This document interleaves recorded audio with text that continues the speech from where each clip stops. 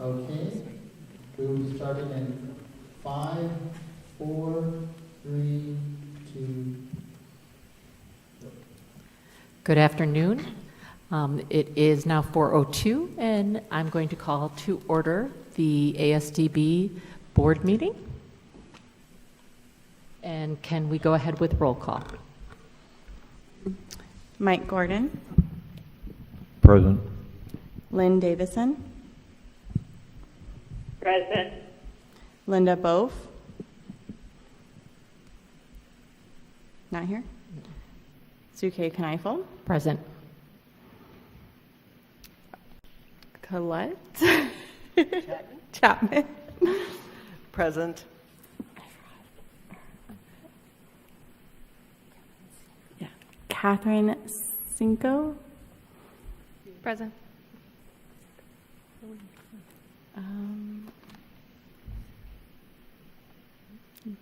Brittany Buchanan, I'm present. I think that's it. And 2 vacancies. Okay. Agenda item 1.02, information item, presentation, a focus on accessibility in the master facility plan. Albert Duff, Director of Operations. Thank you, Board President Kneifel, and members of the ASDB board, as well as Superintendent Reichman and Assistant Superintendent Cooper and Katchoff. I'd like to go ahead and present to you some information on the master facility plan, and I think we have a presentation that can be loaded up. If you could do that for me now, please. So actually, we could go to the next slide, please. I'm actually recovering from a cold, so if I sound a bit off or need to clear my throat, my apologies. So first thing that I wanted to cover, because I know we've gone over this many times, but I just wanted to make sure that we notate kind of the 5 main goals of the master facility plan. The first one we've addressed in many meetings beforehand, which is addressing our antiquated buildings. So many of these buildings, let me adjust it. Many of these buildings are reaching the end of their useful life. The amount of maintenance cost as well as utility costs to keep them up and running is quite expensive whenever you consider our overall population base. The next item, which is kind of the focus for today, or part of the focus, is improve accessibility. These buildings were not designed with today's technology, nor the need of what our students truly require for their education purposes. The other aspect of it, as we move into the next goal, would be improved spatialization, which would be actually mostly for the Tucson campus, which is actually reducing from 326,000 square feet down to approximately 180,000 square feet. We'll review a little bit more of that as we go through the presentation, and you can see how we'll actually separate the campus out and some of the very critical decisions that the board will have moving forward. Fourth one is energy conservation and ongoing maintenance. Energy conservation is actually not just a goal for us, but it's a goal for Governor Hobbs, who was just recently elected, to try to reduce our water usage across the state as well as improve our energy utilization. So this is things such as renewable energies as well as water reduction. And then finally, and this is not in any particular order, all of these are primary, is also the creation of new programs to ensure that we have 22nd century kind of thought process of what we're delivering to our students, that we are making sure that we have up-to-date CTE programs, up-to-date science labs. Those kinds of programmatic aspects are included into our master facility plan, and that we're not neglecting those as part of our goals. Next slide, please. This is the Phoenix campus of a general high-level layout of what would be intended to be accomplished. This one's pretty clear-cut. There's no major changes to the footprint of the campus, but it is somewhat of the order that we would like to achieve. I would like to note that this is in cooperation with LEA Architecture and some of their recommendations on the best utilization of our campuses, and also looking at programmatically what would work to shift things around and construction timelines. So when we look at this, there's been a few hands in the pot. This hasn't been just my sole creation. So we definitely relied on subject matter experts to give that information of what they think would be best. Also looking at the fact of, brought up in previous meetings, of Do we just buy new? Do we just build new versus renovating what we have?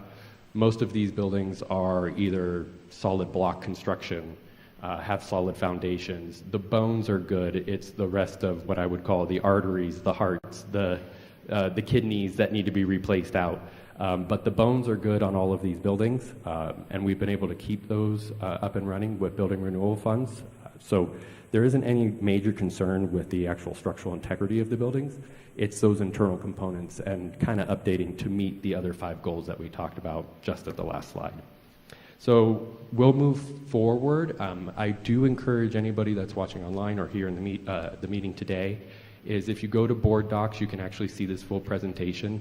I highly encourage you to go ahead and find this, look at this information, and be able to kind of digest it in whole. So we're going to go ahead and go to the next slide to kind of look over what is the step process here for the Phoenix campus. We are looking at doing this in a 3 fiscal year. That doesn't mean construction would be done in 3 years. This means that we would start fiscal preparations every year for the next 3 years. Construction on each one of these could last between 3 to 4 years. So essentially what you're really looking at here is a 10-year plan with a 3-year process or plan for each individual building. The first and the only new construction that we would have within this plan is actually a new Birth to 5 center for the Phoenix campus. The M building is a modular building on the Phoenix campus, does not meet the needs for the education of our students in the Phoenix campus. It's definitely antiquated and would need to be replaced. And the TCTC building was also a modular building. Those are, I'd say, the only 2 that don't have good bones. So those are the 2 buildings that would be demolished, and we would make way for a new, larger facility that would accommodate also different kinds of disabilities to ensure that we have a full range of services in that partnership that we have elsewhere throughout the Phoenix metropolitan area. Moving on from there, the S building is already vacant, and we already have plans done. This would become a new deaf center or a deaf program center building. So essentially where most of our educational as well as staff interpreters would reside, as well as the Deaf Mentor program within the Phoenix region would have centralized office there. P building renovation, that was designed originally as a vocational building. We'd want to update that to a new CTE building. So lots of new programs that could be housed inside of there, yet to be determined, but definitely gives us more of a opportunity to grow in those areas of programmatic aspects. The track and field currently, if you've ever been on the Phoenix campus, does not complete a circle, so I don't know how we call it a track, but it's kind of a U-shaped that dead ends into a parking lot. So we plan to address that by actually creating a 4-lane track with a shot put, with high jump, with all of the athletic aspects that would be required to make sure that we meet healthy bodies, healthy minds within our students. So this is where we're able to facilitate that. It would not be AIA compliant, doesn't have the room for that, so we wouldn't be able to host track meets. There isn't the room to do that. When you overlay a AIA track, we would have to demo the entire campus. It would take over every building on there. They're much larger in capacity than what you think for that full 8-lane track and everything that's needed, but this would be a very solid practice field that our students could practice on, then be able to go to AIA-sized tracks to be able to compete and not be behind their peers, because right now they don't even have a full track to play on. In addition, the track that's there now is not even lined. It's just an asphalt kind of road. It was put in after the fact. During construction, it was just something they had a little bit of extra road material, so they poured it into a track. So this was something that was not student-focused in the past that we would hope to rectify. Next slide, please. E-building renovation, so this is actually just more of an uplift, making sure also that we have opportunities for flexible classroom space, flexible office space, as well as a student recreation center. A lot of that's already in there, but we would just be refreshing that building. Northwest building would just receive a refreshing of that building, once again, giving it a kidney transplant. An L building renovation.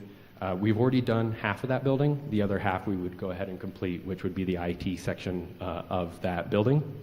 And then we would also look at doing a transportation renovation in FY26, or the proposal for FY26, that would allow us to go ahead and actually put in a renovation of true offices for all of our payroll staff and transportation staff, if you go in there now, there's a lot of cubicles that are not very conducive to private working environment.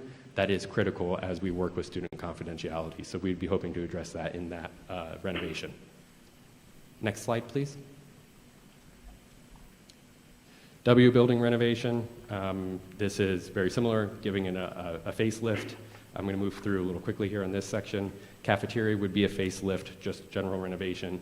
Maintenance and warehouse, there's currently not a warehouse on the campus, so what we would be looking at doing here would be actually building a warehouse into the actual maintenance section of that building. SPAC would receive a renovation, N building, similar renovation, and eventually middle school, high school building. That's the newest building on that campus, would receive a renovation. So that's it for the Phoenix campus. As you can see, it's pretty straightforward and clean cut. It's mostly renovations, nothing too controversial. Next slide, please. Oh, go ahead, Sue. I do have a question quickly. For the demolition of the M building and the TC preschool, where would those be relocated during that demolition? And So the new building, it would be a single building to replace two. So we would demo TCTC, put it in the place where TCTC is at and a portion of the playground. Then after that is completed, we would go ahead and demo the M building and build a new playground. Gotcha. So the office staff that will be in TCTC could be relocated either to work from home, work out of one of our regional offices. There's opportunities to be able to flex those spaces. Gotcha. Yep. Okay, thank you. No problem. And we can go ahead and move back to the presentation for the Tucson campus. So the Tucson campus is where we're going to have the reduction in space. As we know, this is 326,000 square feet, and moving it down to 180,000 square feet would be comparable in size to the Phoenix campus. So you're essentially mirroring what the Phoenix campus has. Working with the architectural and engineering firm, they had made the recommendation of utilizing the east side of our campus as the primary section of our campus, mostly because of the high cost of rebuilding a gymnasium as well as food service buildings would be cost prohibitive in comparison to just renovating them. And so being able to utilize those buildings as is, or refreshed, shall I say, gives us a lot more opportunity to save costs rather than doing it on the west side of the campus. So this would then leave the west side of the campus open for a potential sale or repurpose. This is something that will be up to the board to decide. As far as the process of being able to do that, we'll get into that in a little bit later. But I do want to go through how we'll be able to move all of our students onto one side of the campus and generally what that will look like. I do want to emphasize, though, that there is a lot of room for flexibility of what a building would be intended for. Whereas Phoenix was a little bit more set in stone, this one is definitely more malleable of we could alter the plan.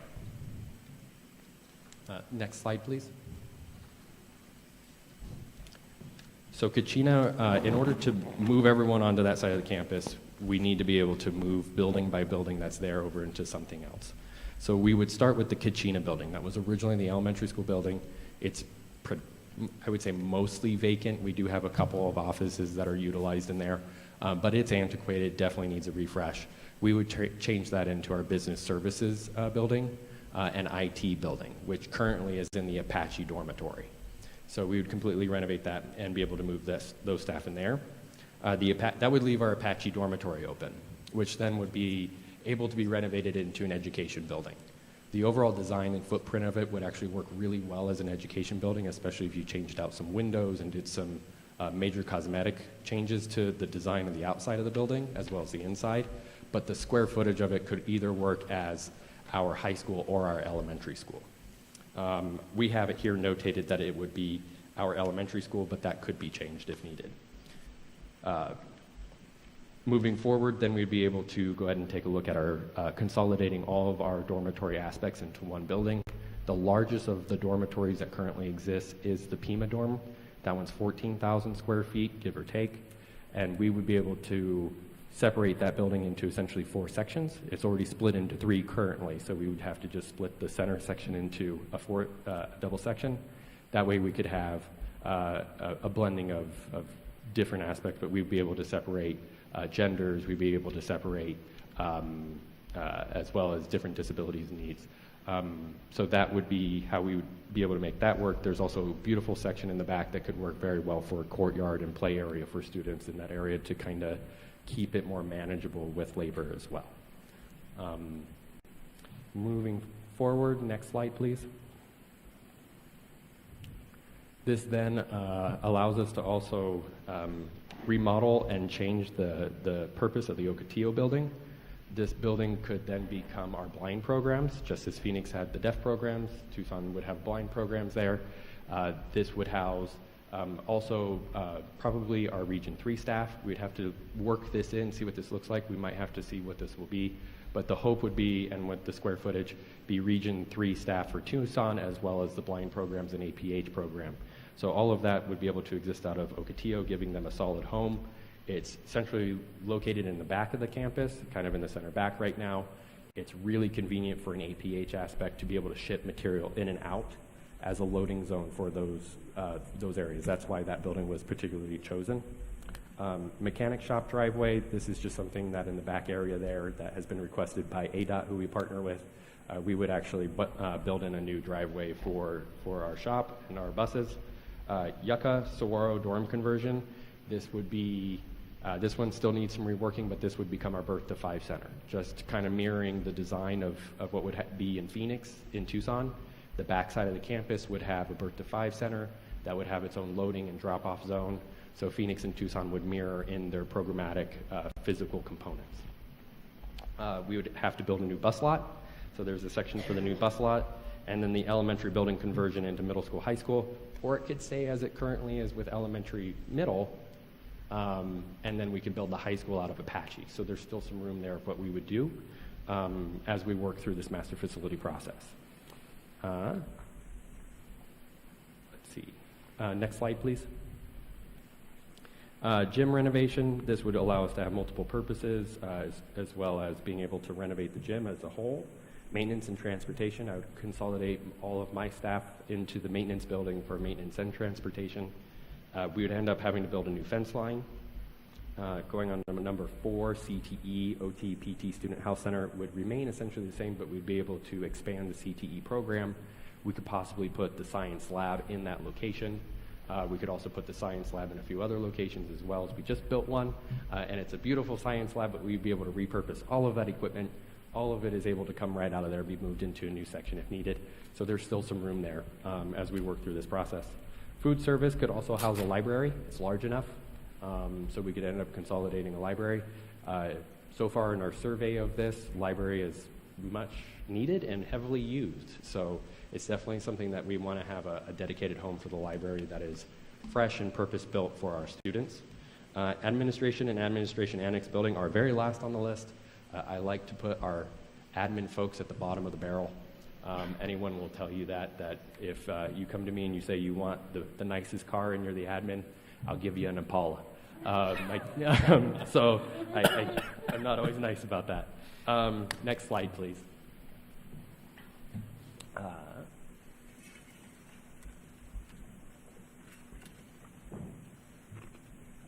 Next item is energy and utility conservation benefits. So obviously we would be planning for zero-scape or very low water usage in order to meet the governor's goals and try to support her goals as we move through this process. And then we would end up also looking at having an evaluation of our HVAC systems, low-flow water fixtures, installation of new updated energy management systems, which we may actually already be getting from the state of Arizona. So there's some items here that are already coming into play. And then we'd want to obviously maximize solar panels where we could. And that's kind of an interesting one, either over covered parking or even creating breezeways and walkways of shade. As we know, our O&M students spend a lot of time outside, and going around in the sun is not ideal, but building walkways that would be able to provide shade for that accessibility and use that shade to generate energy is something that we would try to accomplish. So there's a lot of work to do in there as well. And then just naturally by reducing the campus in half on the Tucson campus, you'll have energy and conservation benefits from that as well. Next slide, please. The primary focus for today is the accessibility. So we did get the accessibility report from the Accessibility Committee.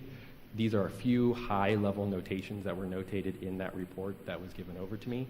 This is obviously given over to our architectural and engineering firm as well.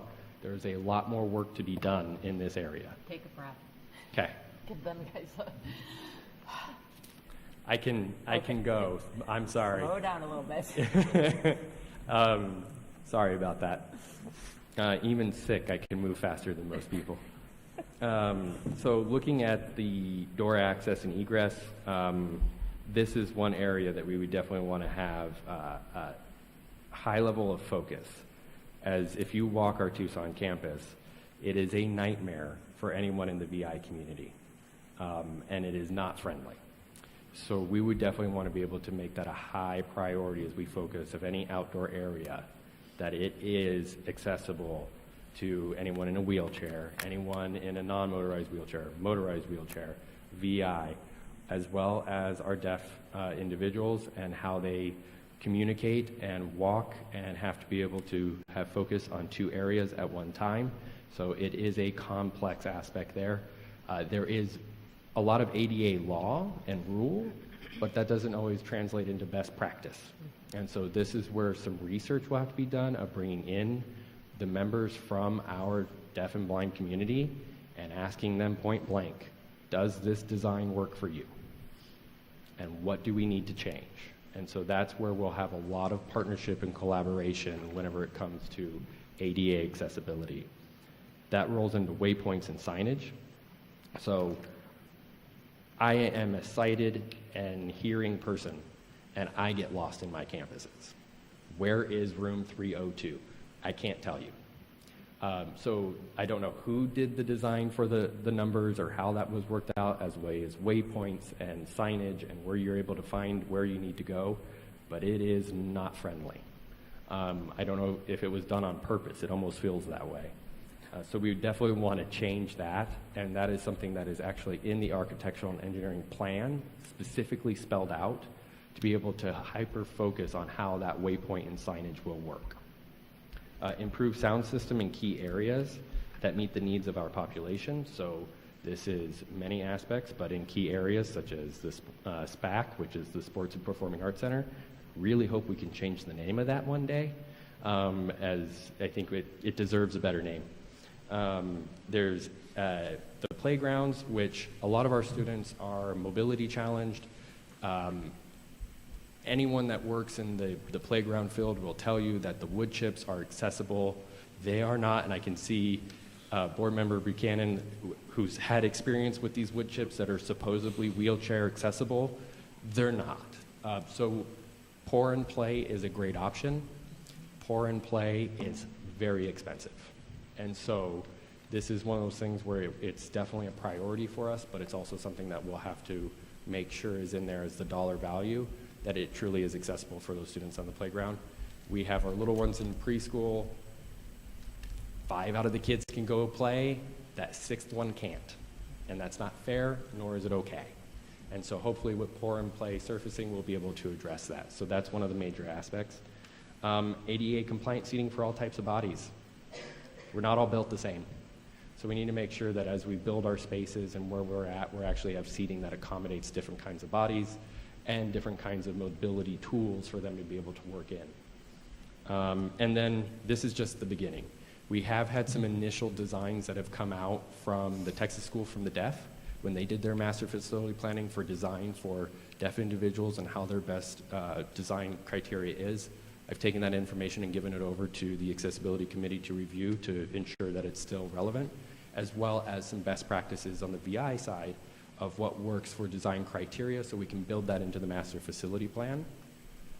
That way we can move that information into the design actual aspects when we're doing each individual floor plan. Next slide, please. So next steps, we have a stakeholder survey up. Superintendent Reichman announced that, I would say about 10 days ago, maybe less. We already have over 90 responses. I really hope anyone listening here today, please go to asdb.az.gov log on to the website, you will see stakeholder survey for master facility plan. Please take that survey. The information you provide there will give us insight, not necessarily of design criteria yet. We'll get to there in the next step, which is the open house, but it will give us some good information on what is important for us to consider as we move forward. These questions were taken from other master facility planning processes, so that way we can mirror that process that we've seen at other schools. Go ahead. Is that something you could share with, like, one of our stakeholders, like ACDHH, to put in their e-newsletter to go? Absolutely. Awesome. Absolutely. And Leticia, I'm sure we could get together and develop a list of other stakeholders and be able to put that together. So I'll work with Leticia on that one, and we'll make sure that we send out an email of let's get as much information as we can. It's designed to be able to work towards, you select a category if you're a student, a parent, a teacher, and other. And so that way we can go ahead and tailor those questions, because questions for a student are very different for what they want out of their campus than, say, a teacher. So those are tailored to each one of those demographics to ensure that we captured that information. Open house and initial review of the plans. So between now and November, December, more than likely December, we will be working with the architectural and engineering firm. They will come up with essentially floor plans of each one of these buildings. Now, they're going off the information that we've given them on demographic information, intended purpose. It is a rough draft. And we will be hosting those. The internal idea is a massive cardboard display of the building, as well as a braille version of it sitting right next to it. You'll be able to go through the galleyway at your own pace, so that way it's not forced. And then at the end of that galleyway, you'll have the opportunity to be able to sit in front of a camera and be able to sign if that's your primary language, or if you'd like to speak, if you feel that passionate, as well as take just a regular written survey if that's what you feel is best for you. So we have that accommodation for all of our stakeholders. We'll be able to walk through the Phoenix campus, be able to walk through Tucson campus, provide that feedback. That'll be captured, given back to the architectural and engineering firm. Doesn't mean that every opinion will be worked into it, but it definitely will allow us to gather that information, collect it, and document it. And then they'll be able to revise that information over the months of January through May. We do currently have, right now, the appraisal of surplus land, but we're having that appraisal evaluated by our brokerage firm. The appraised value of the land does not mean that's what it could actually sell for. That's just what it's worth as class or as a comparison to the sale of other schools. But as we know, it may not be sold for the intended purpose of being a school. So JLL, who is the state brokerage firm, is evaluating that information, and we hope to have that back in October, so that way we know the actual value of what we think we could get for that land if the intended purpose was to sell. I would like to note, you won't be able to sell that land until after the construction of all those other buildings or renovations are completed. So we need upfront money, which is what we're currently working on with decision packages that have moved forward. We've also worked with the capital improvement plan process, as well as I think we're also running a bill in order to support this. So there's a lot of work that we're trying to do in order to get this funding. All of this also was presented to JLBC and OSPB in the capital improvement plan, and they notated the amount of work and effort that we've put towards this and are advocating for it. Once that is done, the master facility plan, or sorry, number 4, board discussion and action item of approval of revised building layouts, November through January. Hopefully January, we'll be able to get together, have those final layout plans. You'll be able to see those. I can come to you, answer any questions you have about those plans. And then once that is solidified, then we can start building the final document with the rest of the information. There's a lot of other aspects that we've already notated, like waypoint finding, that would be in that document.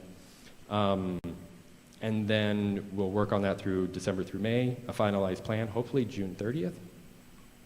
And then per board policy and implementation every year, so you can hold me accountable of where are you at, Albert, what have you done, and what are you doing next. So with that, Board President Kneifel, I know I speak really fast, so any questions, and I will try to slow down. I do have questions. Yes. So what I'm hearing is we will have to make a decision on moving forward with the building layout and renovations, hopefully by October, with monies based on the current budget submission, okay? And then the idea of possibly selling off land would not happen until after the new building renovation and all of that is completed, correct? Am I understanding that correctly? Potentially. Potentially. Okay. So if that were to occur, we would make sure that we would have something similar to these open houses that you're doing with the revisions, to make sure that there was some kind of stakeholder involvement and feedback before anything would be decided. We can accomplish that in two ways. One way is that we could set up a separate town hall, or I can make that a focus of this town hall now. And I think that can be discussed within the executive team. I don't think that has to be our decision, but I do think it's important that we get some feedback from our stakeholders on that. I don't want that decision to be made without some input from them. My intent was to actually include that in this this one, but if we wanted to separate it, we could. But my intent would be to, here's the whole plan. Tell us what you think. Tell us what you Okay. like and don't like. I Yeah. just want to make sure that we do get feedback on that specifically. I don't want them to feel that we are doing this without having their input in this. Correct. And the reason I say depends about whether or not you'd have to make a decision on selling or potentially selling off a portion of the campus or not is that if the legislature came back and said, yes, we will give you X number of dollars to facilitate this plan, but only if this is part of the deal. Kind of a That's where it contingency. could force that decision a little quicker. Okay. And that's something that is outside of my control. Sure. I would like to see those as two board decisions then, come Okay. to us as two requests. Absolutely. That was all of my questions. Does anybody else have questions? Yeah, I do. Thank you, Albert. Looking at the map for Tucson, it looks like the parcel for sale is, tell me if this is, I'm interpreting this correctly, 12.6 acres? Correct. And what is the total acreage of the Tucson campus? The total acreage of the Tucson campus that we own is 64 acres. Now, what you see here in this map is not everything we own on this property. There's roughly another 6 to 7 acres up to the northwest of our campus that we use right here as our overflow lot for the Berger Performing Arts Center for individuals to park. And then we lease out the remaining land that runs along the Santa Cruz River and goes to the northeast of us, is actually leased to the city of Tucson and is currently a park. Oh, okay. Were the So- Frisbee courses? Correct. And that one is, I believe it's a 20 or 25-year lease that we have for $1. And the agreement is that they have a park, maintain it, take care of everything for us, and then we don't have to worry about maintaining that section of that property. So that lease was just renewed, I think, about 2 to 3 years ago. So it takes some time to be able to cancel that lease if that was something that was desired. But overall, we sit right on about 30, 35 acres worth of land where our primary function is. So, sorry if this seems even redundant because you've mentioned this. 320,000 square feet reduced to 180. It's about a 40% reduction. 12 acres for sale. Where is the rest of that reduction? I mean, it looks like the infrastructure remains somewhat the same. So, I mean, where is that additional consolidation coming from? Well, the buildings that sit on that 12.6 acres, I know it's a little yellowed out, but that is that consolidation there. So what we would be consolidating in that area would be let me see if I have that full list in front of me. We have the Clifford Building, which is currently the preschool and birth to 5 center. We have the the high school building that is 21,000 square feet. That would be part of that sale. We have the old vocational building, the vocational annex building. We would have the current it's the current high school building that we're using it as, but it's by definition the middle school building would also be part of that sale. Maricopa, Manzanita, Palo Verde, vocational annex, as well as, trying to remember, I can't see very clearly through this map. Oh, the live-in apartments would be part of that. These are all buildings that are within that Correct. 12 acres? Okay. Correct.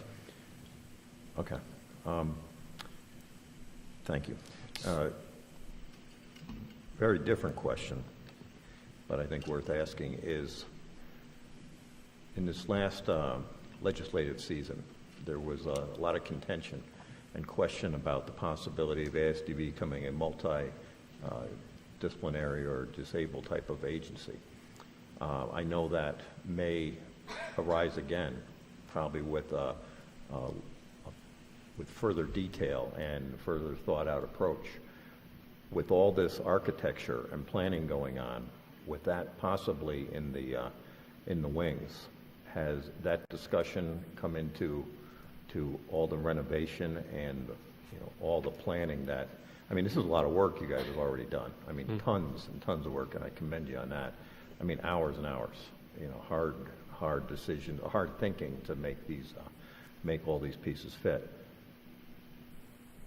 However, with Senator Wadsack's plan, and if that's going to come back on the table, this campus would be very different with a different student body and constituency. So I'm just wondering how, the proverbial cart before the horse, and is that something that has come into discussion because that it seemingly is something that would really change business as we know it? I think it absolutely would change business as we know it, and I don't know if I'm the right person to maybe comment on whether or not that's the best interest for ASDB. But I would like to note, regardless of any possible change, whether it's today or 25 years from now, if you look at the map just north of the athletic complex, there is a red dotted line that says future expansion area. That also could be extended to that entire field area. So if the legislative body decided it would be the best interest to have ASDB serve different types of students or another purpose, could be anything, there is room for growth and opportunity there. Okay. There's also room and growth for ASDB if we offer different programmatic options to be able to build and construct on that at a future point. I truly believe that we would be able to consolidate into this space and be able to flex as needed, whatever the legislative body decided for us. Albert, just kind of a follow-up to Mike. Technically, if we were to sell off this parcel of land with the buildings, technically that could be bought by somebody to utilize as a school. Correct. And we've already seen other sales of schools, specifically to charter schools and private schools, mostly in the Maricopa region. Okay. Thank you.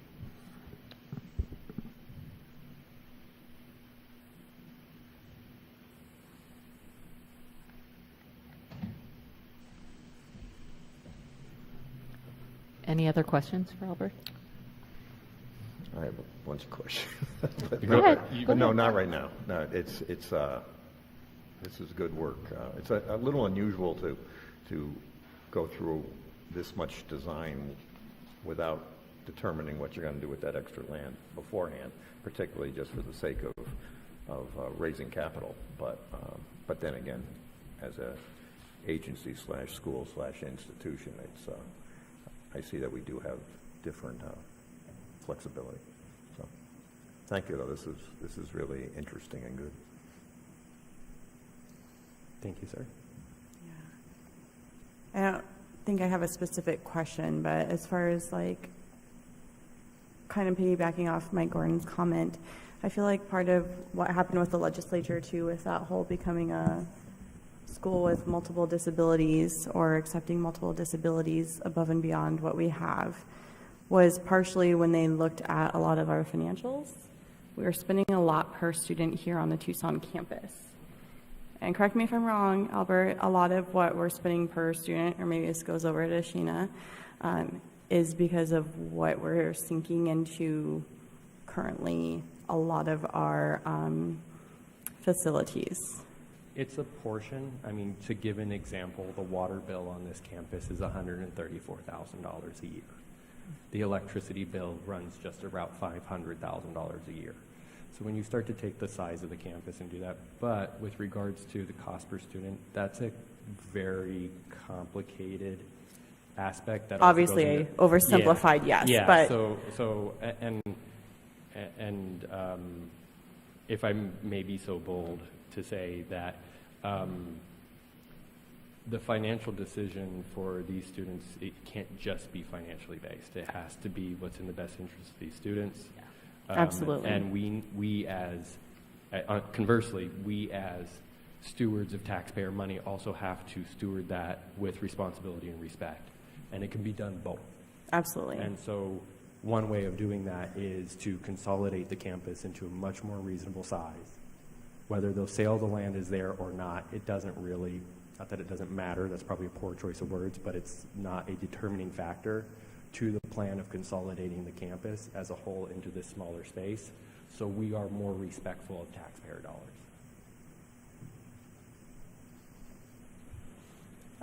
Yes. Excuse me, Brittany.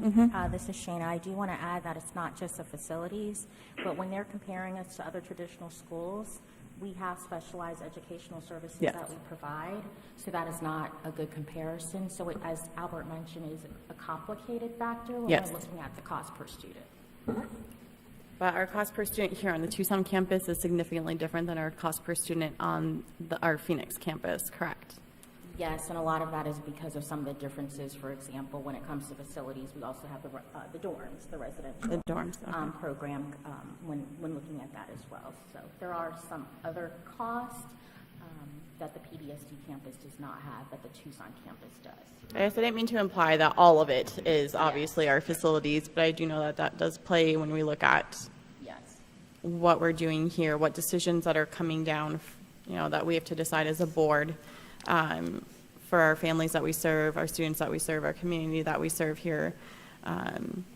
And after coming through that spring with the legislature and everything that happened there, obviously, us as the board, I'm sure I speak for everybody, we want to make the best decision we can for our community.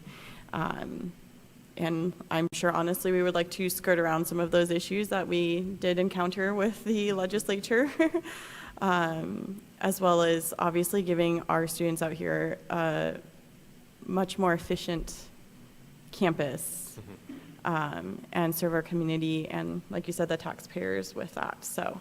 And if I may add one other aspect, as Assistant Superintendent Cooper mentioned, is with that cost is also we have the VI component here. That's a very different educational aspect than, say, just the deaf campus and those components there. But also, I would like to note one of the reasons that this plan is also so imperative as we move forward and we move what may feel like quite quickly. Is that it is part of the Auditor General's findings. We do need to have a robust plan for our capital needs, a way to fund it, and a way to implement it. And so this, as we work towards that legislature of different intents and different desires from the legislature, in 4 years, if we do not show that we have met this and that we're making substantial progress towards it, that is my primary concern as I look at this, is how do we ensure that we have a space that is functioning well for our students for the future, so they have a place that's meeting their needs. I cannot tell you how many times I hear stories of a student in a general ed school getting left in the corner and how horrible that is.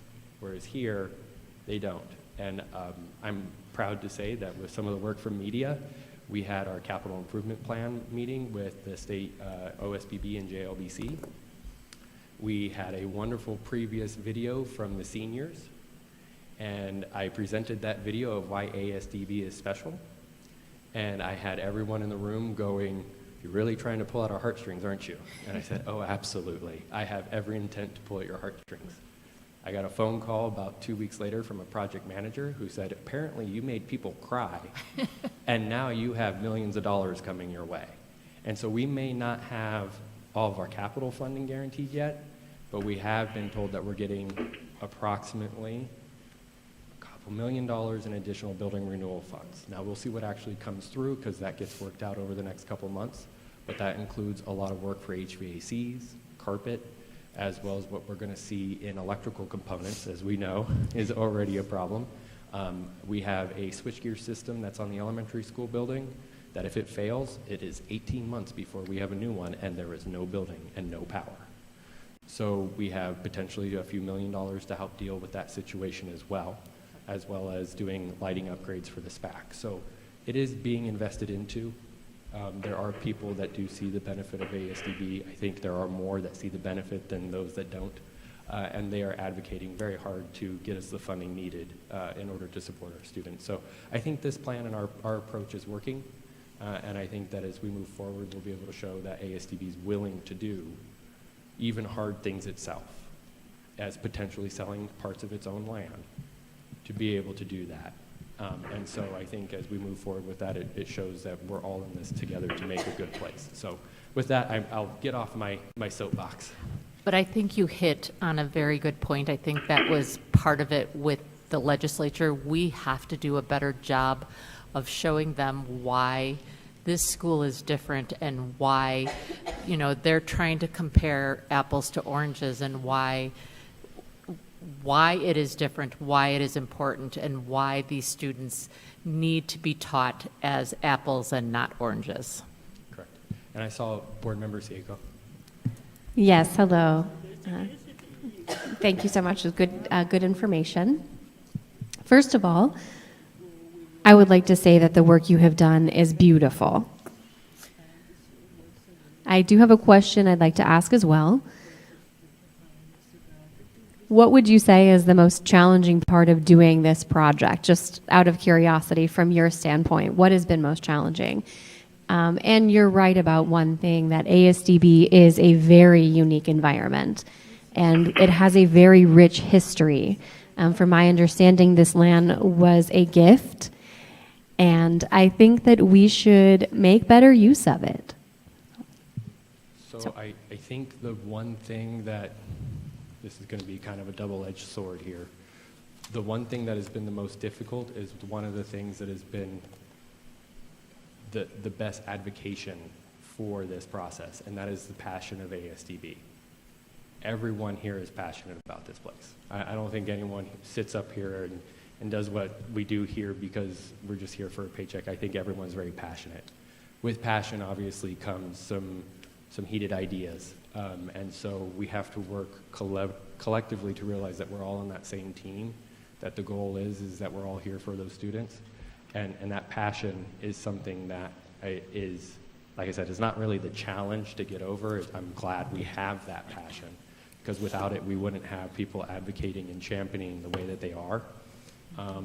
But that also means that it takes extra time to go through all of those details and work with everyone in order to get that understanding. Some of this was initially coming through with regards to, potentially selling off the campus, and we had leaders in our team that were very upset because, I've been here 30 years. How could you do this? How could you make this recommendation? And I do it for the same reason that they're feeling that passion. I wanted to be here for another 30.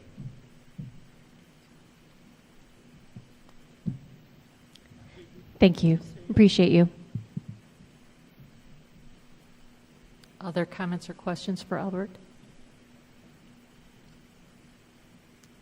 Leticia, did we have any public comments for agendized items? Okay, then we will move on to 1.04, information item, superintendent's report.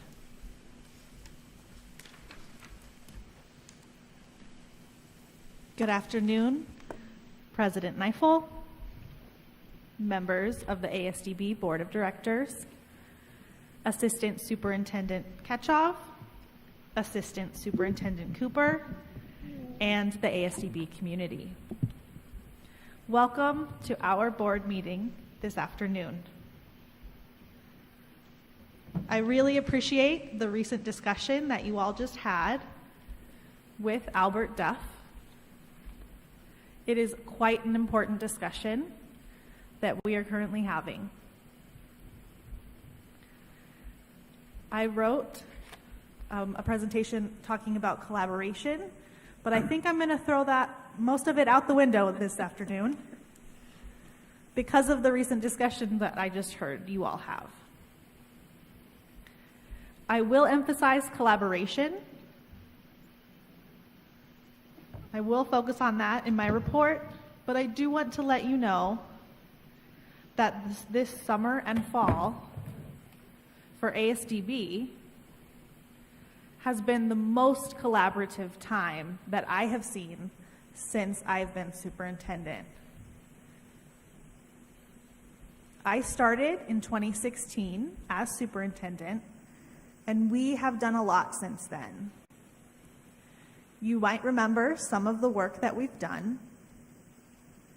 You might also remember some of the challenges we've encountered, especially the COVID-19 pandemic, the closing of schools, and then last year returning to quote-unquote normal, back to normal learning for our students and getting their lives back on track after they were so disrupted with the pandemic.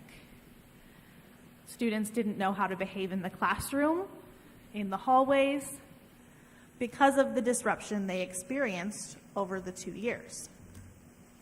So this past school year, we faced many challenges for both of our campuses.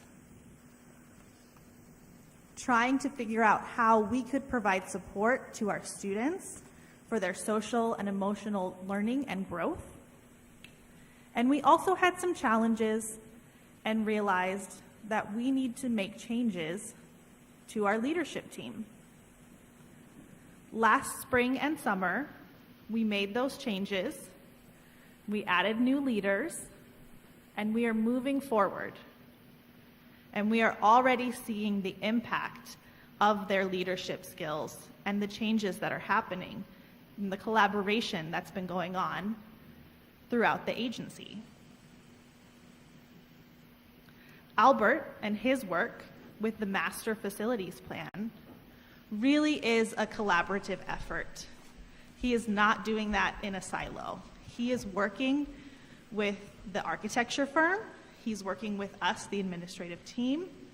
He just designed a survey to send out agency-wide to collect feedback. And we will have open house town halls at both Tucson and Phoenix to involve our stakeholders. So I've had conversations, and I will also be reaching out to you board members to let you know what is happening, because we have important decisions coming towards us in the future that will impact the agency for many years to come. We were just talking about the state legislature. And I just want to say that Maria Murphy, our Director of Policies and Government Relations, for the last 7 or 8 years, has been going to the state legislature every session. She is there. She is networking.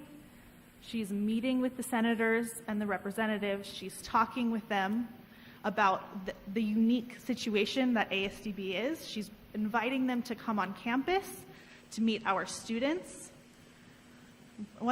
She's one of our earliest advocates.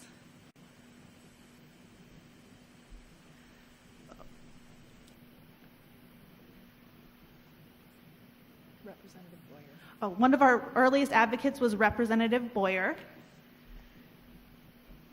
Now he is Senator Boyer. And he became our advocate. He came to PDSD's campus. He met with our students. He himself is an educator, and what he saw on our campus, we had the opportunity to sit with him and talk, and he saw how unique we are and how unique our students are. And he became one of our biggest champions. And Maria Murphy was the reason that that happened, because of her networking with the state legislature. And then the last session, we did get a 4-year renewal because of the connections that she has developed with the state legislatures, who are willing to advocate and go to bat for us. Without them, we would have been stuck with a 1 or 2 year renewal. So the collaboration that has been happening, we are going to continue to work on. We're going to continue. It will not stop. We are all about strategizing for the next executive session.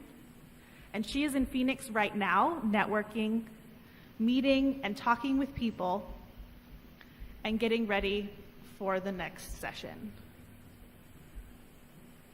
So collaboration is happening. And we are making the effort to look at the future, to plan, and to figure out how to make the best use of our resources. We have amazing people here. You just heard from Albert. And I wish you could hear from all of our staff who are working with us, because we have amazing new leaders coming into the agency, taking on responsibility. People like Michael Olivier, who is our new director of the ODD, replacing Assistant Superintendent Ketchov. Mike is already working and networking with directors, principals, and figuring out professional development opportunities for teachers and staff, and providing those opportunities to them. We have the new CTE director, Scott Madsen, and he is working on how to get both campuses to expand and develop better CTE programming for our students. So we have a new special education director as well, Sarah Sotili. And she has taken on the special education part of ASDB. And one of her first challenges is right here on the Tucson campus with our Student Health Center. This summer, some of our nurses resigned, looking at other opportunities. Some were on leave, and that meant at the beginning of the school year, we had no nurses on staff. And Sarah had a mad dash trying to figure out how we could get nurses and CNAs to cover our Student Health Center. And that meant she had to collaborate with the Tucson campus staff. She had to work with business services, with HR, and with a contracting agency. The name of that, I believe, is ACRO, that agency. She had to convince them to provide nurses for the Tucson campus, and was successful. She did that with the collaboration from all these departments and individuals. So these are some of the leaders we are bringing into the agency. Internally, we are also growing leaders, as well as bringing external leaders in. So this past summer and fall, as I look out, I am seeing that we are moving forward. We are making progress, and we are finally meeting our students' needs for their social and emotional learning. We are supporting them, and we are implementing PBIS on both of our campuses, and making it clear to our teachers and staff that they need to take that training. They need to apply these strategies in the classroom.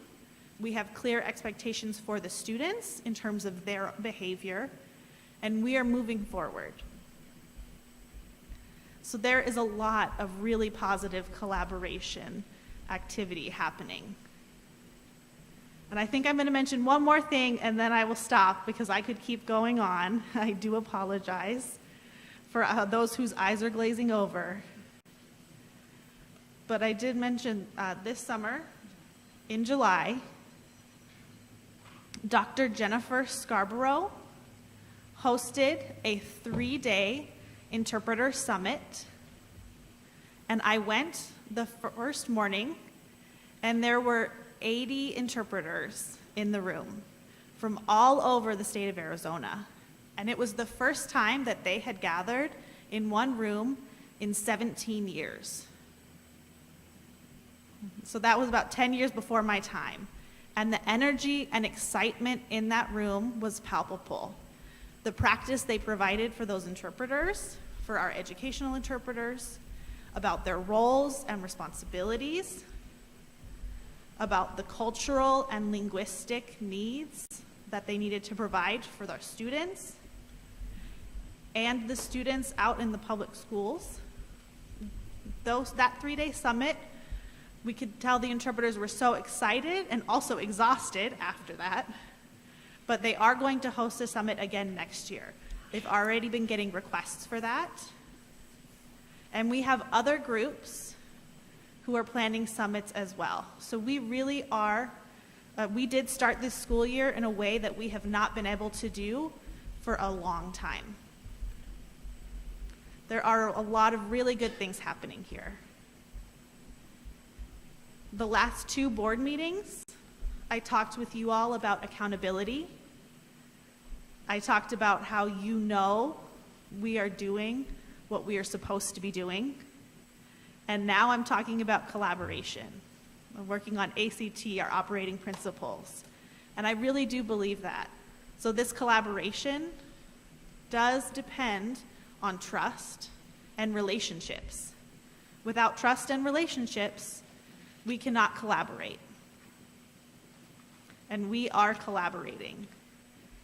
And I wish I could keep on with my list of more examples.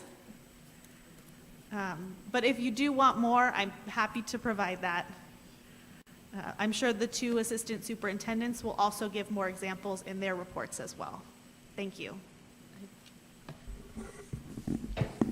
Thank you, Annette. I do have a couple of, just a follow-up.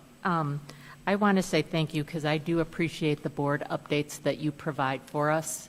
That has been very helpful, and I just want to say keep them coming because that's been, I think, really good information for us, and I feel that kind of keeps us connected between our meetings and our work studies. And I really have liked the videos that we receive when new staff are hired that kind of introduces us to staff. That's been a great way to at least have a name and a face and a little bit of background of who they've been, who they are, and where they're coming from. I've really enjoyed that.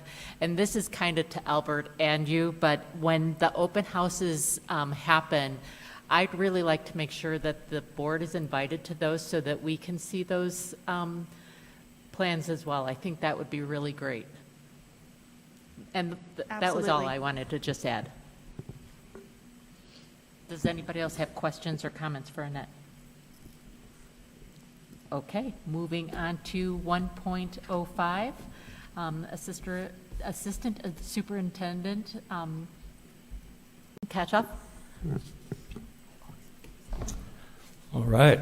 Excuse me. Good afternoon, Board President Kneifel, members of the board, Superintendent Reichman, Assistant Superintendent Cooper, and the ASDB community. For my report, first, I would like to thank Dr. Kendra Benedict and her ELP team and teachers for putting together a phenomenal conference in Flagstaff. Superintendent Reichman and I joined them on August 17th as the ELP was working on a mission statement. It was amazing to see how many veteran ASDB staff have settled in with newer staff within the ELP. and I want to commend Kendra and her leaders in creating a wonderful culture and community within the ELP, which is easier said than done because the majority of that staff is spread out across the state of Arizona. Also, the ELP now has an assistant director, Michelle Ahern, who's a veteran here at ASDB. So welcome to the team, Michelle. As promised, as an addendum to the board report, you do have our 90-day plans. This is something we're going to continue to focus on, and we'll continue to make these transparent as they're updated. These won't be used for anything punitive, but it is a way to keep everybody focused as we move through the year. At this point, the school year is about 1/8 of the way completed, which is scary. But it proves why we need these 90-day plans. Time is moving, no matter if we want to be proactive or if we want to be reactive. We need to remember that every year matters to our students, our families, and our staff, so we need to have a plan and make sure we're doing what we're planned on doing. As mentioned, we are about 1/8 way through the school year. Both campuses and our itinerant programs do continue to have staffing shortages. I want to publicly thank the principals and directors, as well as their teachers and staff, for being creative and working together to make sure that we continue to provide a quality education to our students while we deal with these staffing shortages. Superintendent Reichman mentioned PBIS. It was really fun at the beginning of the school year to walk around PDSD and see all the teachers practicing PBIS and routines, be it if it was in the high school, the middle school. I ran across campus in record-breaking heat because I wanted to see, is it also happening in the elementary school, and it was. Again, easier when you look at it, it looks easy, but the amount of work that their team did in putting together the lesson plans and making sure that everybody was doing it out of the gate was impressive. We start the PBIS grant on Monday with the Tucson campus, and that's a 3-year grant. PDSD is currently in year 2 of that grant. On August 16th, we had our first curriculum and instructional, curriculum and instruction leadership meeting. So that included the principals, the regional directors, our SPED director, the CTE director, director of deaf programs, director of blind programs, and the ODD director. Superintendent Reichman mentioned that we have a great team, and we do. I think I did the least talking and presenting at that meeting. It was wonderful to see just naturally how everybody started collaborating and coming up with ideas to make the agency better. There's a gentleman named Edward Demings who's kind of known as the master of continual improvement of quality. And one of his quotes is, "The greatest waste in America is the failure to use the abilities of people." I'm really just trying to figure out, in the year that I'm in this position, how to continue to put these people in the best position to shine. They are the ones that will continue to move ASDB in the right direction. In conclusion, I do want to acknowledge the hard work of our interpreters, both public and instructional. I rely on them every day to help me do my job, and many families and public school teachers rely on our interpreters to make education accessible. For that, I want to acknowledge them and say thank you. You all have a copy of my report if there's any questions. Any questions for Ari? Okay.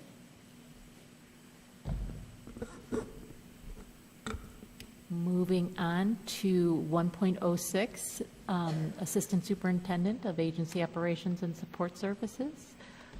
Assistant Superintendent Cooper. Good afternoon, Board President Kneifel, Superintendent Reichman, Acting Assistant Superintendent Katchoff, members of the board, ASDB community, and staff members.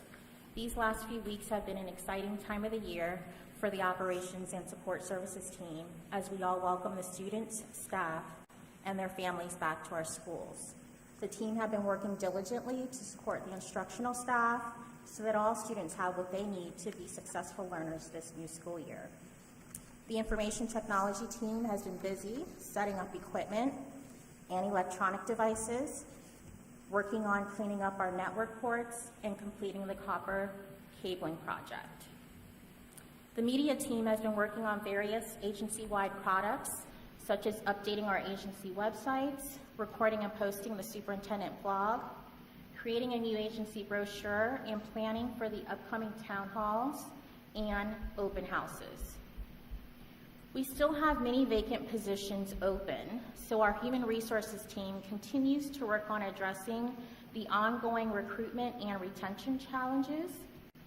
As ASDB competes with other agencies and school districts for teachers and support staff, it's essential we offer a great compensation package. The HR team has already begun phase 3 of the compensation restructure project to address salary competitiveness, compression, and pay equity. Our time frame, as you've heard, has been bumped up so that we can ensure any salary increase recommendations and or salary schedule adjustments are brought to the board in January before the staff are issued contracts and leave on summer break, and that any pay increases be reflected on their following year employment contracts. You also just heard about the ongoing work our Director of Operations is doing with the development of the Master Facilities Plan to improve the safety and efficiency of our buildings across the 2 campuses. And although we're limited in staffing, the transportation team continues to work on ensuring the safe and efficient daily transportation of our students. The budget team completed and submitted the agency's 2025 budget submission package to the state's Office of Strategic Planning and Budgeting this past week. The proposed budget of $66.3 million reflects our ongoing commitment to support a strong and diversified educational program for our students, at the same time maintaining our fiscal responsibilities to the community. As part of the agency's long-term strategic plan, we continue to work on the overarching goals of ensuring we have a strong curriculum, instruction and assessment practices, and effective and efficient operations. Included within the budget submission package were 4 funding issue requests totaling $24.8 million. The first one included ongoing transportation support to help pay for contracted costs we continue to incur resulting from our LEA status. We also asked to use the available cash balance of about $561,000 in our telecommunications fund, which was the leftover funding we received in 2019 to expand our ELP Birth to 3 program. And our third funding issue was tied to the preschool contract we have with the Foundation for Blind Children. As you've heard on numerous occasions, our daily rate for the institutional vouchers for our visually impaired students is less than the daily contracted rate that we have with FBC.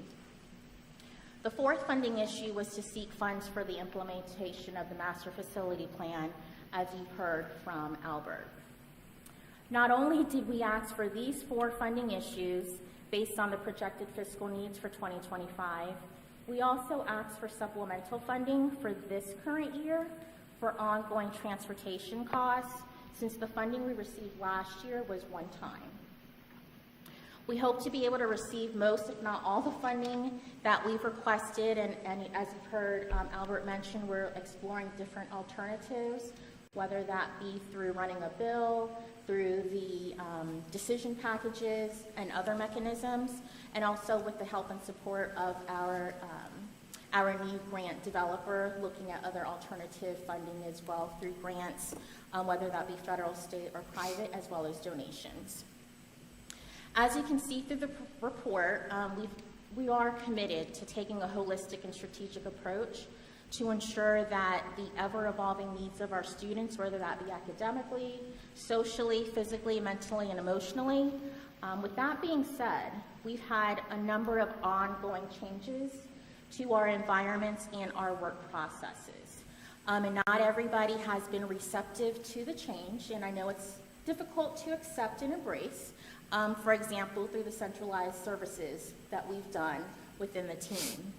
And in full transparency, I know we as leaders are sometimes struggling to find creative ways to involve staff in the changes that we make, having them better understand why the change, and then what the change is that we're looking to happen. So as that continues to be a work in progress, and as we build the trust and improve our effective lines of communication and transparency, I do want to say I'm grateful and appreciative of this continued support my team does to ensure that we have collaboration amongst all agency staff, resources. They are the ones and the drivers to ensure we reinforce the need for the change and making sure that we have effective management of our resources. So that really wraps up my report today, and I'm open to any questions that anyone may have. I do have a question. In regards to some of these open positions, and I'm just kind of throwing this out there, this is sort of a spitball. Have we looked at whether or not some of these positions would fall under some of the categories that students are looking at for CTE certification, that these could possibly become an internship or a student employment position? I believe so. I'm looking at our Executive Director of Human Resources, and she's nodding her head as she walks up.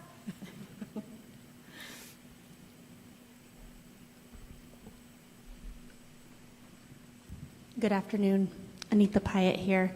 Yes, we are currently working on some things. For example, we've hired former ASDB students into roles for teaching. So we're working on that as well. We're also working on looking at our instructional assistant program to bring people on that may not have the parapro or the AA degree, and preparing them to take that. So giving them the work experience and then letting them have the opportunity to take the parapro to be certified as an instructional assistant.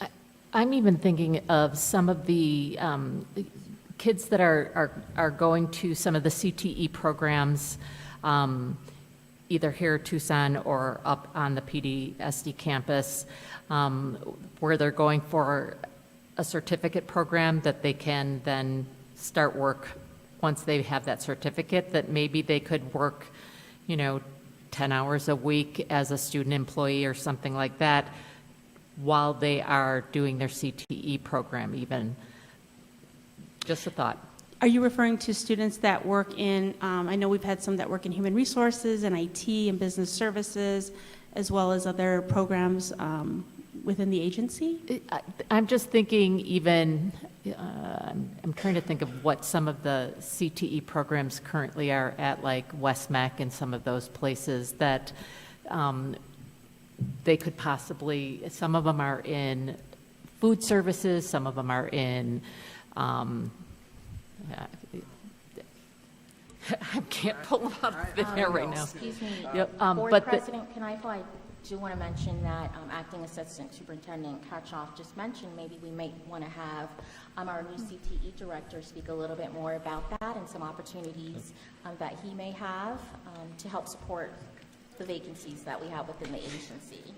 Not to put you on the spot. Even in some of the IT things, I would think, some of the tech kinds of things.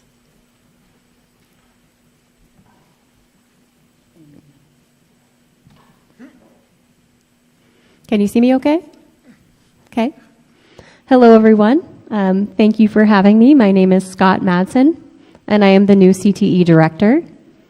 Yes, that is one of my long-term aims, to set up a program in which students can get training on campus in collaboration with potentially partner high schools as well, give them opportunities to work when they graduate. A lot of our students don't know what to do after they graduate. We do have many departments on campus that are screaming for additional help. Maintenance is always a need. Transportation, there's always a need. So we are working currently to identify and develop those programs so that the moment those students graduate, they already have a job. We can recruit students, and parents feel really good about sending their students here because they will have built-in opportunities with us. So Awesome. yes. Thank you.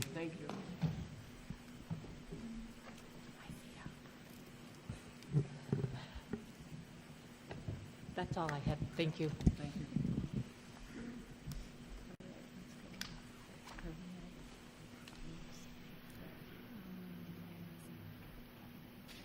Okay, we are on 2.01, approval of the consent agenda for items 3.01, 3.02, 4.02, 5.01, 6.01, 6.02, 7.03, and 7.04.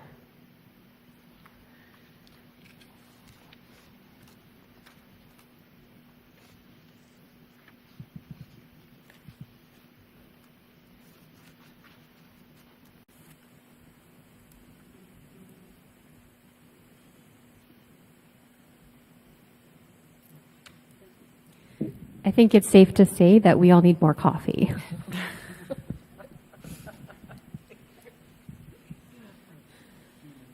Yes, I will entertain a motion. I make a motion that we approve items 3.01, 3.02, 4.02, 5.01, 6.01, 6.02, 7.03, and 7.04. Seconded? All those in favor say aye. Aye. Aye. Any opposed? Seeing and hearing none, motion carries. I'm going to say, since we are so close to the 90-minute mark, that we go ahead and break now before the review of the business services. And let's take a 10-minute break and come back at 5:35. I did that for you guys.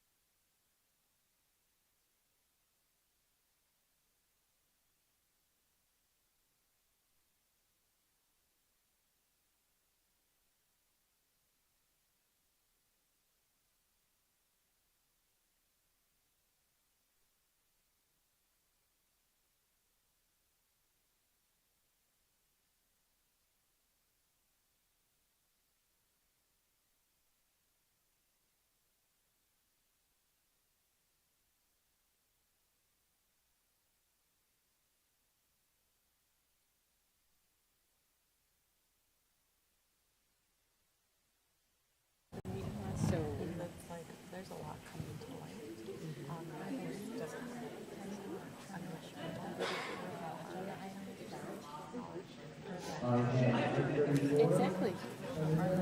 Okay. Like, I'm concerned about that. Oh, things that he was open, we don't know. Yeah. Media will be ready to start pretty soon. Yep. I have 5:34, so So about another 30 seconds. Ruben, Yes. please hold. We're having a lighting issue for Annette's interpreter, so give us a minute, please. Oh, okay. Media, did you get that? We're holding.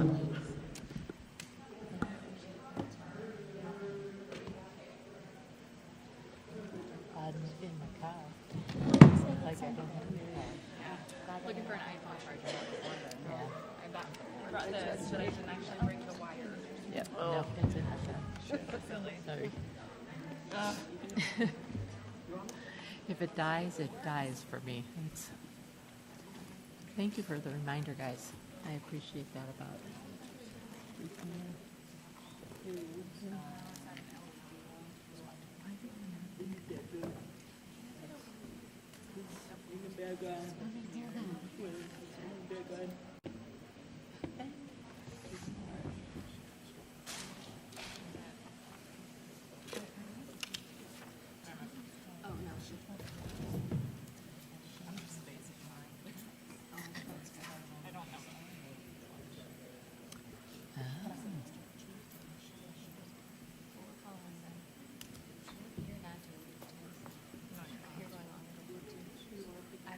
What are we? How will I know when you guys are ready? They're going to put a ring light on in a minute. Oh, okay. So that's what Gotcha. Gotcha.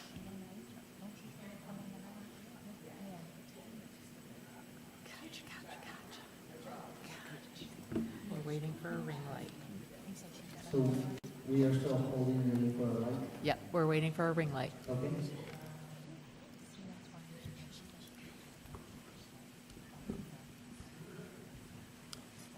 Couldn't we take that one?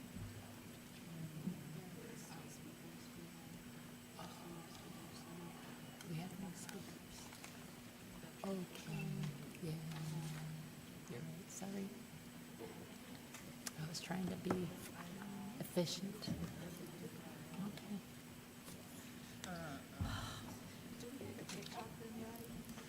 What do we need? A ring light for one of the interpreters. Oh.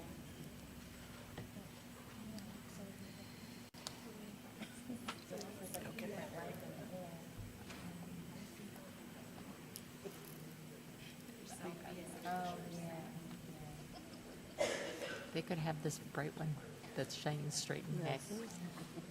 I would be really okay. you like the water.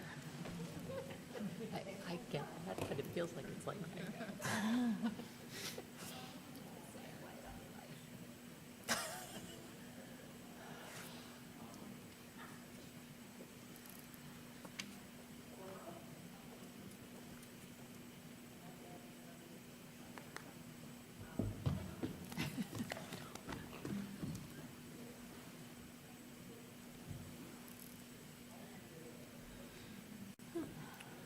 Exactly.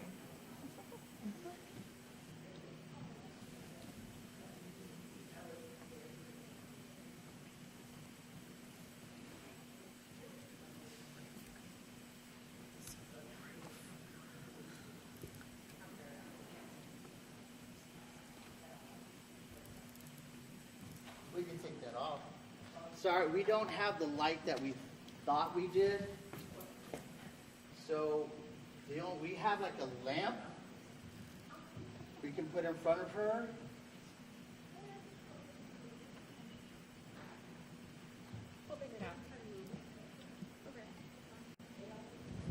I can also dim the light that's on your face too. I don't know if you're getting some glare on that. Problem is the interpreter's back then.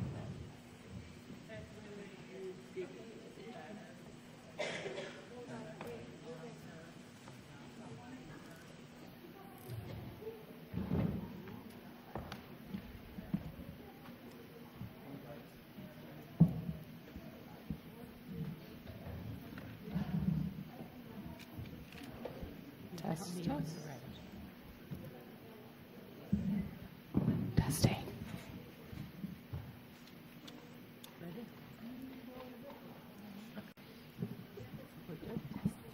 Okay. Okay. All right, we are back. Oh, we're not live yet? You tell me when we're live. Okay, Sean, are we ready?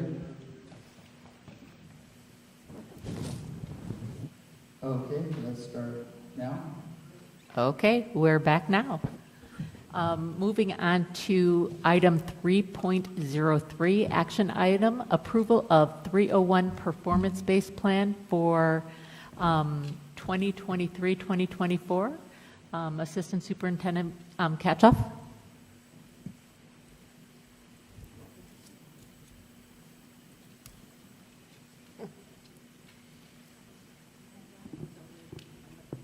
No, it doesn't have a,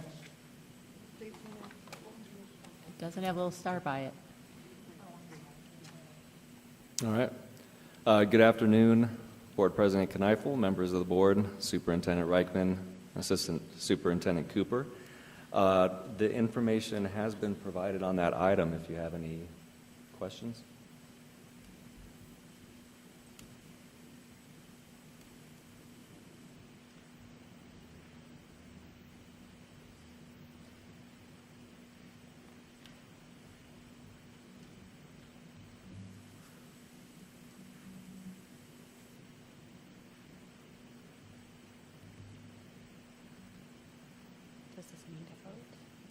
Yeah, it does need. Okay. So I would entertain a motion on this. I just have a really quick question. So just as I read this, teachers voted, this is what they want. We institute this as a board. It's pretty cut and dry. Correct, and it's following the procedures and the law and the policies that we've done every single year. If there's a big change, it's that we have one list for people to choose from, where in the past we had a list for itinerant, we had a list for our classroom teachers. We've been able to consolidate that just to make it easier on everybody. The teachers did vote. The last step is board approval. So it's standard now across both the co-ops and the campus space? Correct. Okay. I can make a motion that we will adopt a performance-based compensation system to allocate funding from the Classroom Site Fund. I second.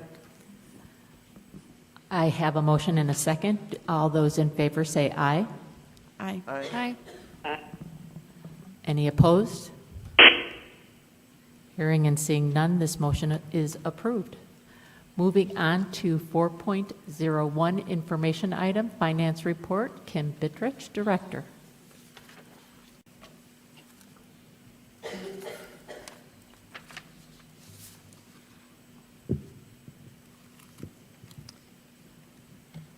Good afternoon, Board President Kneifel, Superintendent Reichman, Assistant Superintendent Cooper and Takchoff, members of the board and ASD community.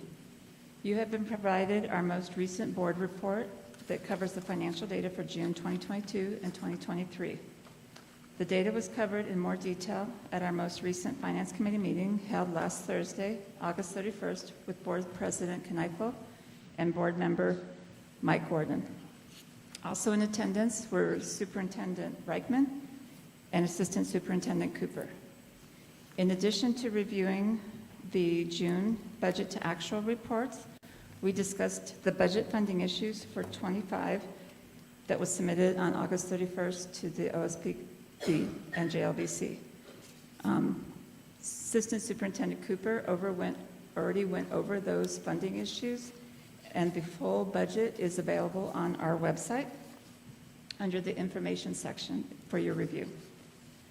The total student count for July 1st, 2023 is 2,178, a decrease of 38 students when compared to the July 1st, 2022 student count of 2216. There is an increase of 1 in the site-based students and the cooperative students increased by 13, while preschool decreased by 36, and birth to 3 programs decreased by 16. As of July 1st, we had 465 FTE, which includes 8.5 FTE at FBC. At that time, we employed 672 staff. Only 136 are full-time with a 1.0 FTE. There are currently 219 vacancies across the agency. Vacant positions are posted until filled. And additionally, many staff start at the beginning of the school year. The highlight of the June 2023 financial report shows the revenue of $62.9 million was $3.6 million higher than the June 2022 revenue of $59.3 million. The major difference is the increase in general funds of $3.9 million for the capital improvement, salary increases, and the one-time funding for transportation. The budget fiscal year 2023 obligated expenditures of $64 million were $7 million higher than budget fiscal year 2022 obligated expenditures of $57 million. The increases are in salaries of $4 million, professional and outside services of $642,000, and other operating expenses of $2 million, mostly from the ISA with the ADOT, Arizona Department of Transportation, for the agency fleet maintenance and fuel, and transfers out for capital improvement of $438,000. Our agency cash balance is $3.4 million higher than it was at this time last year. The main increases are in the classroom site fund of $1.8 million and the cooperative services fund of $2 million, offset by a reduction in the non-federal grants fund of $264,000. This concludes my report of the agency financial status, and I'm open for any questions.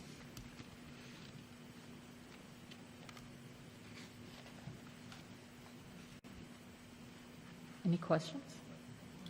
Thank you. Thank you.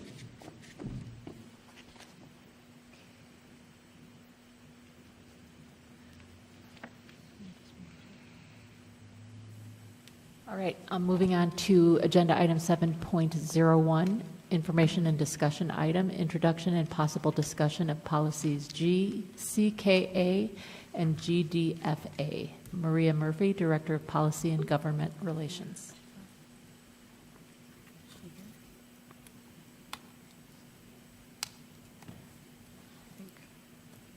Do we have her on the phone?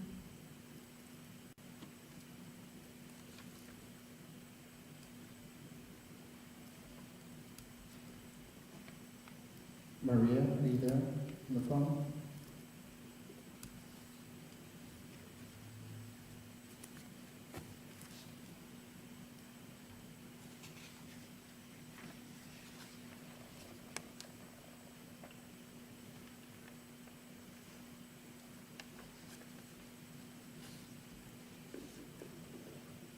Maria?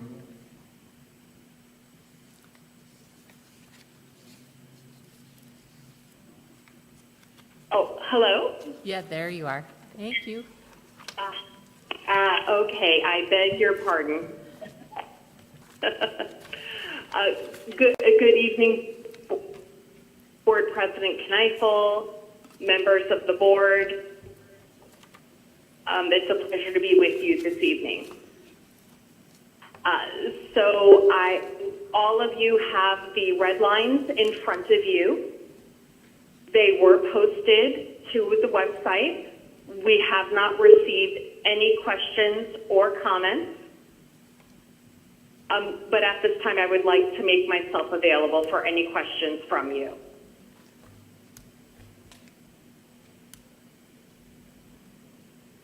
Just wanted to double check.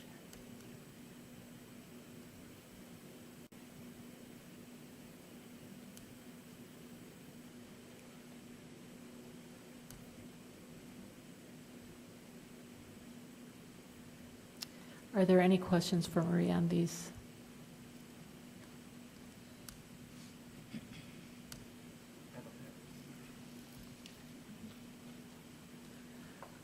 Okay, no questions on these, Maria? Moving on to 7.02, urgent approval of revised policy BCB. Yes, so you all have the red line in front of you, and I would like to request respectfully that this be approved in one urgent reading rather than in two reads. And based on our part of what we learned in our discussion during the work study, this reflects those changes. Yes, this does reflect those changes, Board Member Kneifel. It ensures that we have the correct statutory citation. Okay, and then the only other question I had in regard to this, hold on. Under the employment limitation, it says no relative as defined in section 39-502 of an ASDB board member may be employed by ASDB except by consent of the ASDB board. So just to make sure I'm understanding this clearly, if the governor appoints someone who has a relative that is a staff member, they would then also need approval, consent approval by the ASDB current sitting board. So the prospective board member would report that, Okay. sign the conflict of interest form. Okay. So it's essentially just making the ASDB board aware Okay. and saying, yes, we're okay with this. Okay. So it wouldn't require a vote. They would just need to, we would just need to say, okay, we're aware of that and that's okay. I don't interpret it as needing a vote. Okay. Thank you. That's all I need. That was all the questions I have. Does anyone else have questions for Maria regarding this? If not, I would entertain a motion. I'll make a motion to adopt BCB as is. I have a motion. Do I have a second? I'll second. I have a motion and a second. All those in favor, please say aye. Aye. Aye. Aye. Aye. Any opposed? Seeing and hearing none, the motion carries. Thank you, Maria. Thank you. Thank you. Moving on to agenda item 7.05, information item, Ombudsman report. Donna Williams.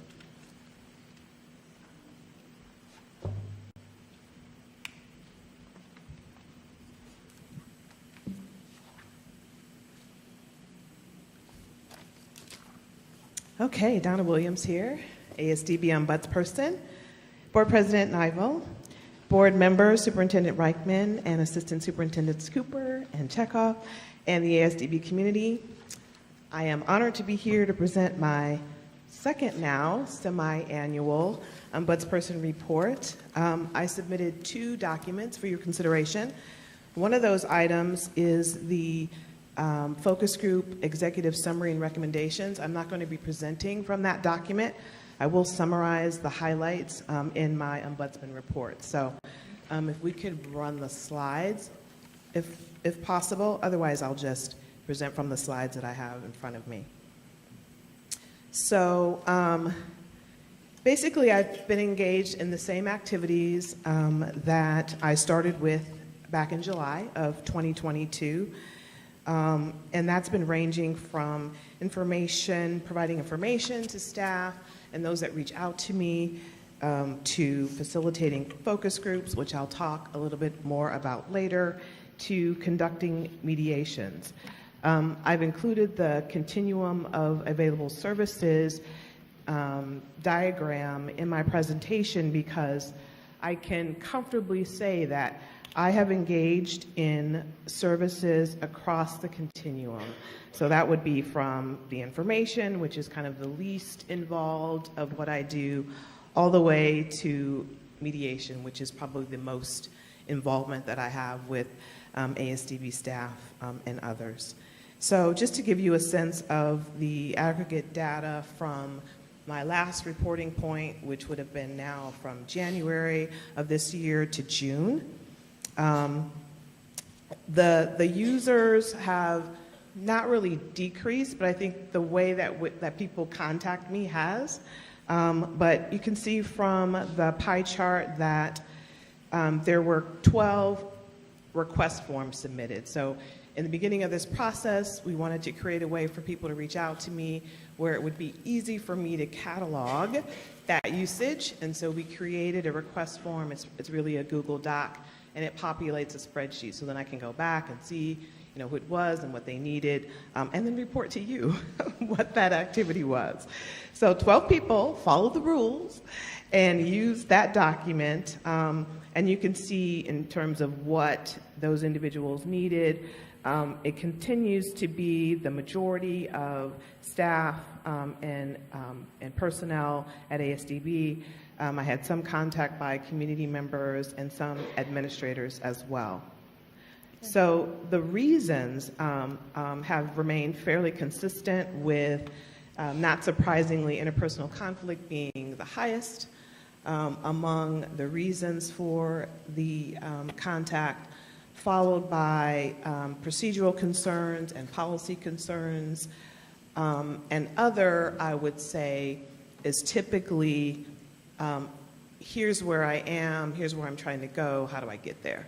So those three have really tied for kind of the role that I've served for the last 6 months or so. And then followed by formal complaints and informal complaints. So I think as people become familiar with me and my role, they also reach out to me in different ways. So my phone rang a lot more than it did in the first 6 months. I got a lot more email, so direct email, and not email from the request form. And those are captured on page 7 of my report. So about 30 contacts, give or take. It's really obviously more difficult to keep track of that because I also get email as Donna Williams, not the ombudsperson. I have 2 emails accounts, and people were emailing me on both. So I had to go back through and figure out, okay, was this person reaching me or the ombudsperson? So I believe it's probably about 30 contacts for the reporting period, mostly, again, related to policy questions and or interpersonal conflict. One of the main activities for this past reporting period that I engaged in was the focus group project.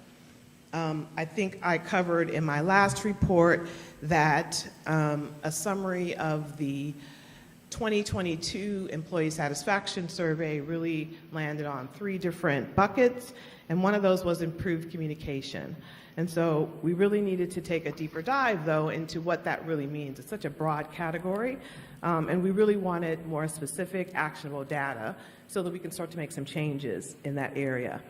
So I convened the focus group project to gather that information to be able to share that with the superintendent so that we could be more deliberate in our approach to solving that problem. So over the course of about 3 months, I facilitated 11 focus groups encompassing about 80 staff in 12 different employee categories. So the project goal was to solicit the feedback, to capture those responses, report on the results, prepare a summary, which is what was included in my presentation packet today, make some recommendations, and then share the report and recommendations with the superintendent.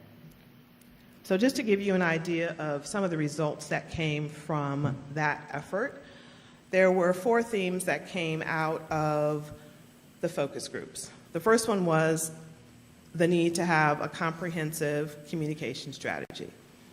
The second thing was more meaningful opportunities to provide feedback. There were a lot of decisions made over the course of the last year where staff felt they weren't included, and they should have been, and they had valuable things to offer, and that came out over and over again across employee categories. The other thing was more information about and greater access to the board. I think there is a lot of confusion about what access should look like for this body, and maybe just educating staff on what's appropriate might help allay some of those concerns. And then greater visibility for the superintendents, not only Superintendent Reichman, but for the assistant superintendents as well. So out of that feedback, and Superintendent Reichman got all the raw data. So she got every single I think it was like 40-something pages of data, every single statement that was made in the course of the focus groups. The executive summary that I created is 6 pages, because I thought that 40 was a little bit much to be presenting on, but I attempted to summarize those 40 pages in the 6 pages. So hopefully you've had a chance to review that. So based on the feedback and the comments that were made during this process, 1, the development of a comprehensive communication strategy seems necessary, because communication has varied from very good to not so very good. And so in order to have some uniformity across the agency, if we are working from a communication plan that everyone has access to and buys into, that will create more uniformity and probably more satisfaction in that area. One of the other things was more meaningful opportunities for staff to provide feedback, as I said. And so I think we're working on opportunities for staff to weigh in on major decisions, particularly those that impact them in the work that they do every day. And then in terms of a solution about providing more information about the board, I'm happy to work with the superintendent and Maria, creating a one-pager that basically says, here's the board, here's how the board was created, here's what they can do, what they can't do, here's how you can interact with them. I think there's some confusion about open meeting laws. Why can't they just show up? Well, there's a reason. And if we just explain why you just can't show up, I think people will have a better understanding of your role and how it interacts with the agency. And then finally, visibility for our superintendent and assistant superintendents is about being visible. So what does that look like? And so it can be listening sessions and town halls and just being visible, showing up at events, agency events, graduations, etc. So I think we're working on a host of ways for them to be more visible. So one of the probably the most, I would say, informative part of this process happened on August 25th when the steering committee met, talked about the results, and really started to lay the groundwork for the communication plan. And so we had a great participation there, lots of great ideas, really laid the groundwork for what an internal communication strategy should look like for the agency. And so that will be one of the things that we move forward with immediately. I think it's low-hanging fruit, something that we can really get a lot of bang, right, for our buck for by coming up with something that addresses that concern. And so there's a timeline and a process, and that's going to be ongoing. And so hopefully the next time that I report out, I'll have more information on how that's going and what that rollout looks like. So in conclusion, I logged over about 200 hours during this reporting period, addressing user requests, facilitating the focus groups, et cetera. The general volume of what I'm seeing seems to be appropriate for one person. I'm not overwhelmed. There's plenty of time to get the work done, in my view. I would say that based on, now I have a full year of requests, I can say the most prevalent issue and trend was interpersonal conflict. No surprise there, which is often rooted in ineffective communication. So perhaps once we have our plan, our strategy in place, the interpersonal conflict will also decrease. I mean, that's the idea. The focus groups also supported that trend. I was hearing over and over again about interpersonal conflict. So developing the internal communication plan will help decrease interpersonal conflict, and will also might help us explore training opportunities designed to help people individually manage conflict. I can't be the only person on the campus doing that work. I think it's valuable training just as individuals and as leaders to have. And I just included a link in my report that has some resources where people can do kind of self improvement in that area. So I wanted to say, before I answer questions, I wanted to offer kudos to Superintendent Reichman and her leadership team for being very bold in this moment and for recognizing the importance of being intentional and moving forward with something valuable and something that will be long-lasting in the agency and that will be positive in a sustainable and meaningful way. So that concludes my report. I'm happy to answer any questions.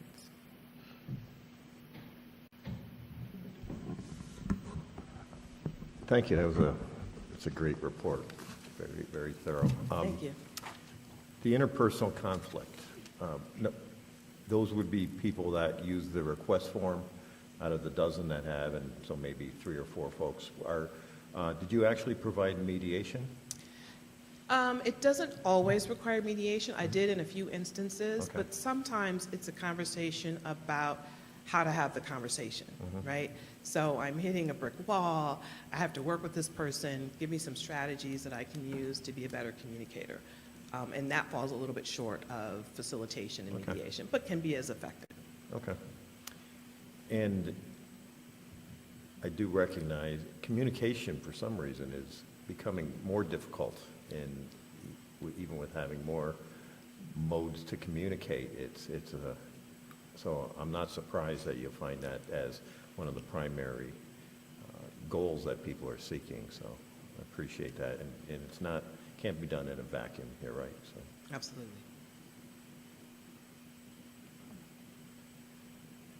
Any other questions? I don't have a question, I just have a comment. I appreciate your energy for this. And you seem like you'd be like a really solid person to be able to, if I had a conflict, to bring my conflicts to. So I just appreciate the energy you bring to our agency and what you do to report off to us. And I appreciate your PowerPoint very much. Thank you. Thank you. I do have a follow-up, sort of. Is there any collaboration or back and forth with HR? Like, is there some, does at some point some of this get referred to HR, or at some point do you say, you know, this might be better served at the ombudsman level? This really it hasn't reached a level that it's an HR complaint yet. Is there any of that interchange going on? Yes, all of the above. Typically, when people are asking about process and personnel issues, some of that will touch and concern HR. But once they know the path, and if the path involves HR, then they know to take that step. I've also gotten referrals from HR from people that where it's not really an HR issue, it's something else. Go see the ombudsperson, and that's fine too. So I think it's both ways. And is that mostly within staff, or are you getting that even at the community level? Because I think that's part of some of these issues that we're seeing, is that people don't know how to go through this process. They don't know where to start sometimes. And so sometimes it just becomes this festering, I think Annette uses it's the rock that you don't want to turn over because then all the spiders come out. Right. Well, I would say that my engagement with the community hasn't been what I had anticipated, and it might be because their knowledge of my role would come from maybe the website and other things where they're just not engaging in. I did get some community contact, but it was more about what's happening inside the school and not what's happening outside in the community. So most of my interactions have been with staff inside the agency. Thank you. Thank you.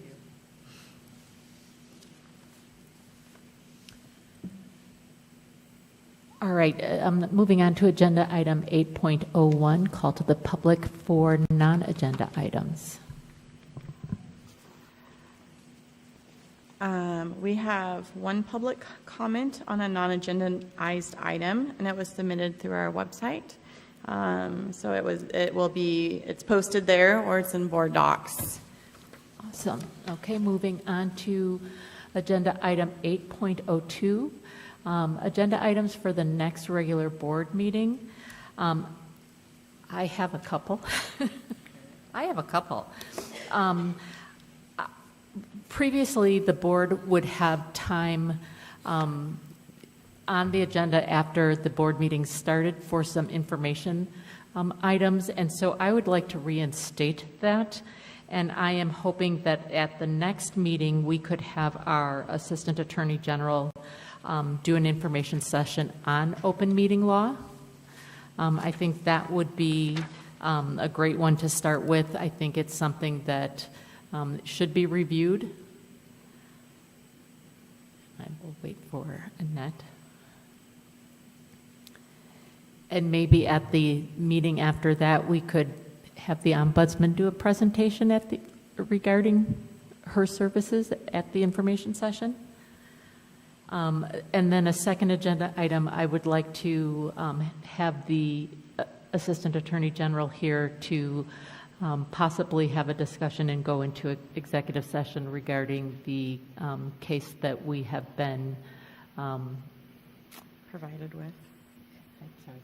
The case we were provided with? Yes, the case we were provided with regarding the personnel that has been with previous Superintendent George Martin. And I'm not sure if that would be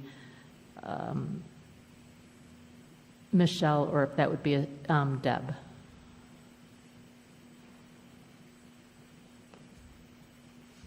Probably. Probably both. And I don't know if Maria is still on the line, but and this might be something that you could provide information on at the next meeting, but have we developed timelines in policy regarding what we were recommended in the sunset audit as far as timelines when we followed up on something as far as investigations and documentation? Wasn't that in the sunset audit? Yes, this is Maria Murphy, and I am still here. And the policies were updated earlier this year. Okay. Could you just remind me of those timelines? So the Auditor General basically recommended that 30 business days, where possible, was what was reasonable. We're struggling to hear you. So maybe you could just remind us at the next board meeting. Okay. Thank you. Does anybody else have any other agenda items they would like to add? If not now, you can always bring it up to me or Annette prior to the meeting.